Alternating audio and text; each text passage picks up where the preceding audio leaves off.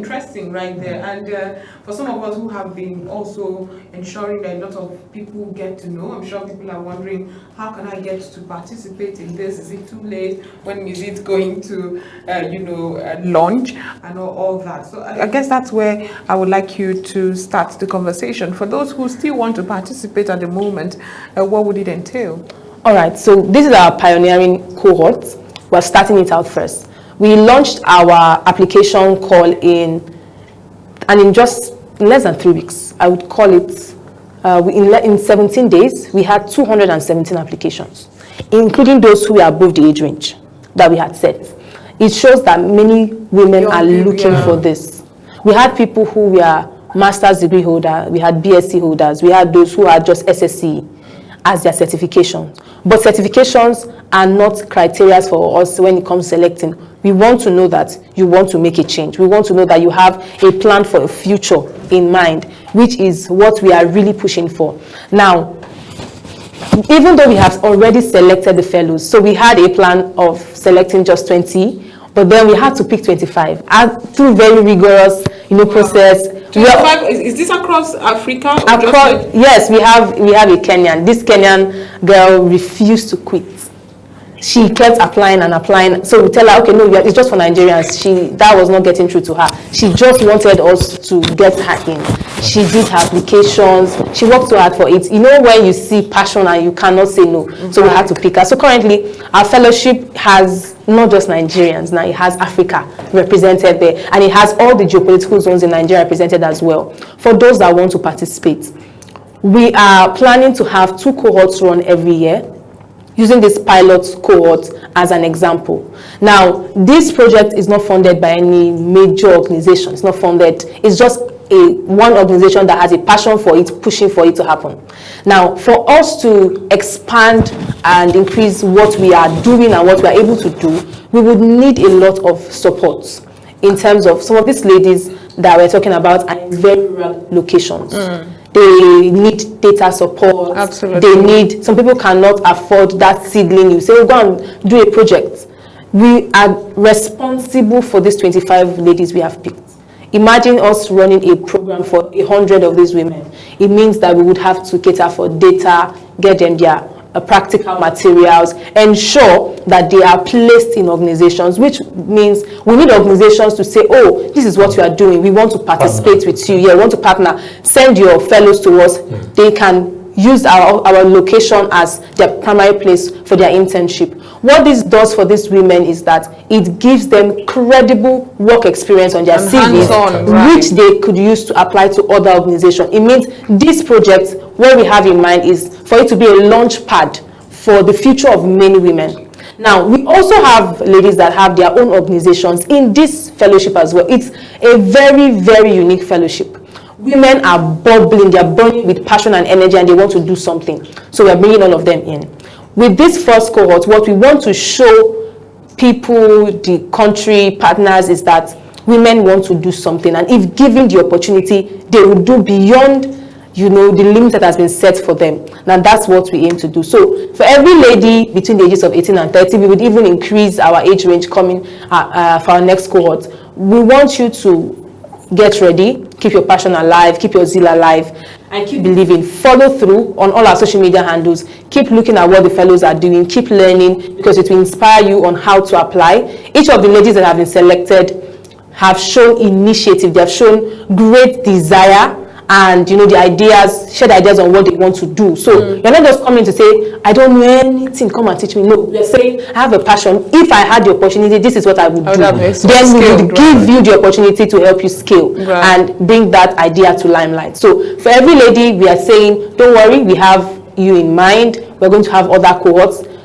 And we are saying to every company out there that wants to support this fellowship, that wants to, partner with us in terms of their CSR or ESG setup, to say, come on board, we are willing to work with you, we are happy to, tell you how you can partner with us. Are you hosting a fellow? Are you supporting us financially? Are you giving us, physical materials? Someone could just say, oh, we want to give you the 25 seedlings or the 50 seedlings that your fellows would use to plant, or want to provide the materials for their upcycling practicals. So there's a lot that can be done. We are calling on people to support us to do this so that we're able to expand this and, touch the lives of many other Nigerians. But why women?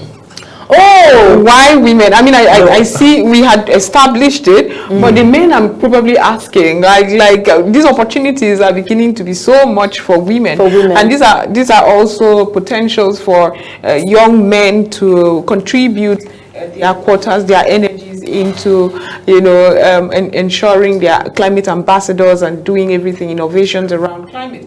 Why women? So women, because women are the most vulnerable. There's no way, two ways to look at it. Now, if you, we are here in Abuja, right? If you take statistics for people that live in Far Kuje, I've lived there, I've worked there.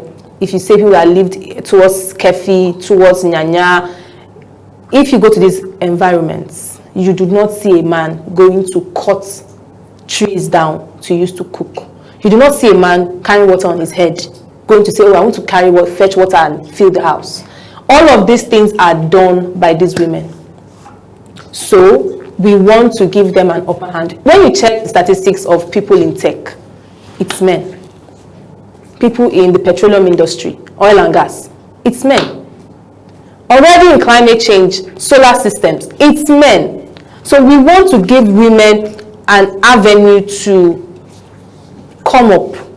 I mean, the thing is, there are pushbacks when it comes to women. Oh, okay. Women cannot do, oh, they cannot do, and they have not been given that opportunity. So we want to give them the opportunity. This National Climate Change Fund is going to be used. It's going to be implemented. Those who are on the board managing this funding are men, with 10 to 20% women out of 100. So if we do not prepare the women now, they will say, oh, it's because she doesn't have skill. If she knows how to do it, when they give her, so we want her to know how to do it now. So that when the opportunity comes, she able will to not be okay. Well, I think far from just asking why women, I'd also love us to talk about the spread across. You've mentioned that you are trying to see how to do everything possible to go to other African countries, and then you've mentioned a Kenyan who has been pushing and pushing and pushing. Let's see the spread. I advocate a lot for my young people, and Python I enjoyed. I'm not proud yet, but far from that, a lot of persons, this is a national TV, so they're listening to you from all over, and they'll be interested. But they're in Akwa Ibom, they're in Cross River State, they are down in the Delta, maybe in Lagos, and they want to. Some are up north, Adamawa, and they love it. They love the idea, they love the initiative, but it is situated in Abuja. Or maybe not. You can share your thoughts. All right. So the fellowship is going to run virtually. And all the training is done virtually. So the lady in Jos that we accepted, the one in Maiduguri, we have them from Jigawa, we have them from Zamfara. They are going to participate in the learning process from their house. Now, if we brought them physically to Abuja to run this whole program, all these practicals will be done here in Abuja, which means Abuja keeps getting that attention, right? Again, you are bringing them to the center, where the resources are, where people are, where the cameras are. However, if they implement these projects in their home base, the ones in Port Harcourt, the ones in Ibadan, the ones in Cross River, the ones in the ladies in these different locations, and even the person in Kenya, when they apply or they carry out their practicals there, for example, like I mentioned, we have 3 very specific, well cut out practicals you have to carry out. So in program management works across different industries. So if they cannot install solars, they can be program managers for organizations that have solar companies as well, where they don't have to now just keep staying as secretaries and cleaners, right? Now, if we train them this way online, they're able to implement this project at their home base, which means at the end of this fellowship, we would have projects that have gone round Nigeria. It means in all 6 geopolitical zones of Nigeria, the She Leads Green Fellowship has made an impact through the fellows that we have trained. Now, what brings all our fellows to Abuja is our graduation, which is going to be physical because they have to collect certificates. We want to connect them with industry leaders who are going to be attending the event to say, these are our people. Now they are done. We want you to help them get to the next level, which is sustain jobs, which is they now can step down what they have learned to other people. So yes, it's an online fellowship. We are not running it in person. We are running it online. They will join from the comfort of their homes and apply it, because the challenges of flooding in Borno State is not the same with the kind of rainfall that you have in Akwa Ibom. True. They are different.